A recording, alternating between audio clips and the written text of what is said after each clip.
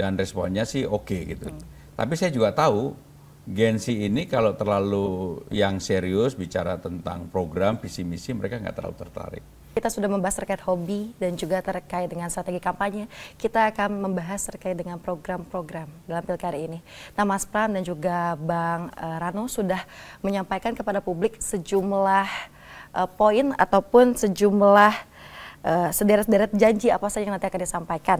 Salah satunya terkait dengan ini Mas, seluruh fasilitas transportasi umum ramah difabel nanti seperti apa Mas yang akan dilakukan? Jadi saya juga pengalaman pribadi ya, supaya saya bisa membaca apa yang menjadi persoalan difabel ini. Salah satu kelemahan kita adalah sarananya ada, tapi tidak dibuat dengan baik. Tidak diselesaikan final touch-nya itu secara baik. Contohnya, di tempat untuk Transjakarta, begitu difabel itu nggak semuanya bisa turun dengan gampang.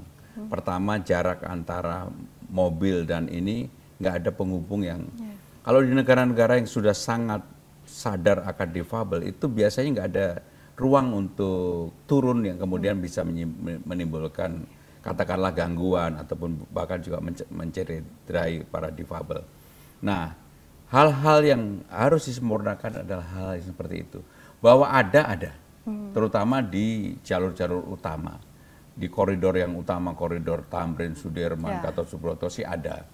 Tapi begitu keluar dari itu, terus terang sarana untuk difabelnya masih menyedihkan.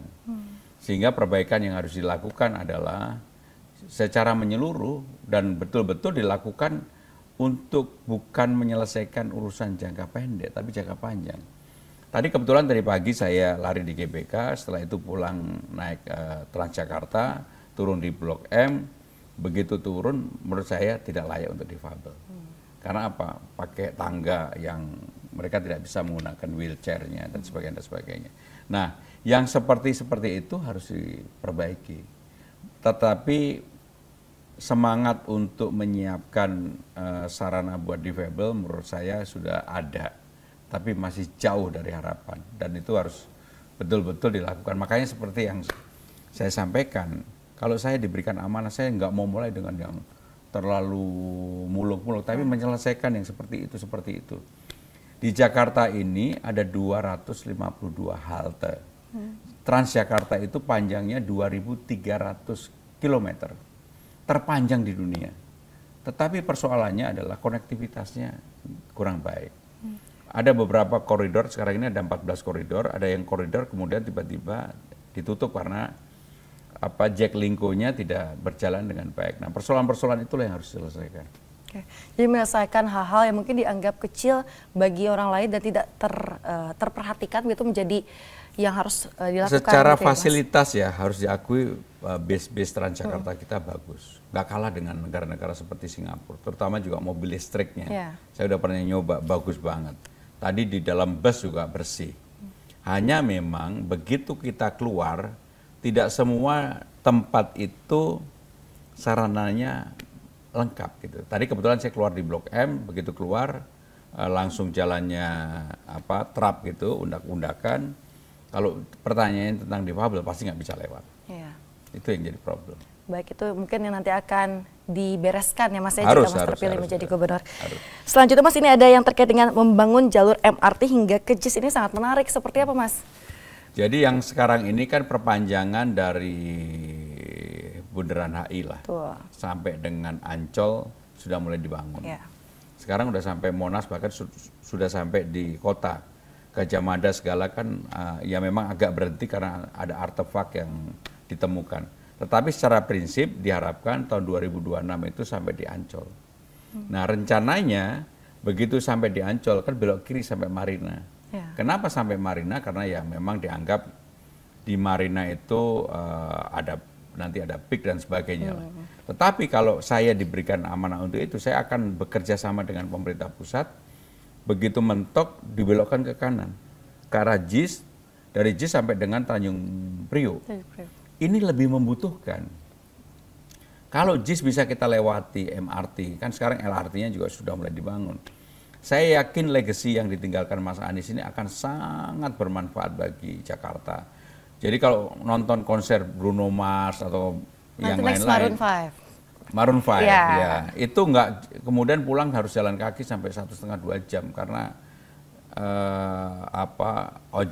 ojeknya nggak ada, kemudian mobil diparkir 2 kilo dari situ. Nah, persoalan-persoalan seperti inilah yang harus diselesaikan.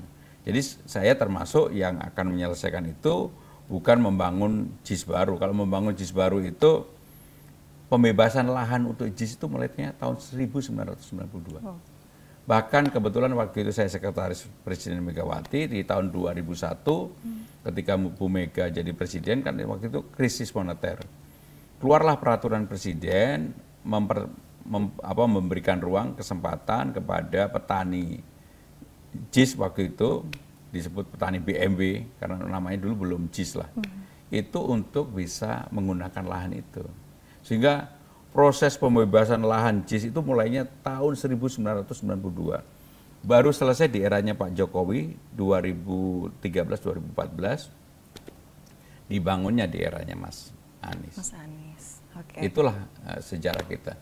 Jadi nggak mungkin menurut saya membangun fasilitas seperti JIS yang di Jakarta kalau untuk membebaskan lahan aja begitu lamanya. Ya, jadi lebih baik menyelesaikan problem-problem hal yang yang ada. Ya. Oke, selanjutnya Mas, ini ada juga program untuk kelompok minoritas. Sebenarnya siapa saja Mas sasarannya dan bagaimana programnya? Jadi gini, yang namanya gubernur itu harus adil. Kalau untuk agama Islam ada program yang namanya BOTI, untuk marbot, guru ngaji, ketua dewan masjid, mereka diumrohkan. Menurut saya untuk non Muslim juga harus yang sama, dengan sesuai dengan apa yang presentase dan sebagainya. Misalnya lah untuk Katolik dan Kristen Holy Land, orang diberikan kesempatan untuk ziarah ke hal-hal yang dianggap sebagai leluhurnya, termasuk Hindu, Buddha dan sebagainya. Sehingga dengan demikian maka yang namanya pemimpin di dalam membuat program itu harus adil bagi siapa saja, nggak boleh ada diskriminasi. Dan saya akan melakukan itu. Berarti harus sama ya Mas ya? Harus adil, sama, rata harus sama. Ya Mas iya. ya? Jangan kemudian karena mayoritasnya Islam yang diumrohkan BOTI Holy India hanya yang Islam aja, enggak, semua agama. Semua agama, baik. Mas, ini pertanyaan terakhir tapi bukan berkaitan dengan hobi, bukan berkaitan dengan program kerja, bukan berkaitan dengan yang lain-lain, tapi lebih ke ini nih, kan wakil Mas sendiri Sidul, Bang Rano, di mata Mas Pram seperti apa sih? Saya chemistry-nya nyambung dan saya bersyukur calon wakil gubernurnya Bang Dul. Bang Dul jauh lebih terkenal dibandingin saya. Sehingga dalam banyak hal untuk mengenalkan awareness popularitas saya terbantu oleh Bang Dul. Walaupun sekarang karena saya udah sering tampil, orang merimain lagi, oh ini Pramono Anung yang dulu yang pernah jadi sekjen partai, wakil sekjen, pimpinan DPR. Akhirnya orang sekarang mengenal lagi. Saya punya pengalaman ketika mendaftar tanggal 28 Agustus, dari 10 orang mungkin yang kenal 1-2. Dan 1-2 itu pun yang pakai baju merah.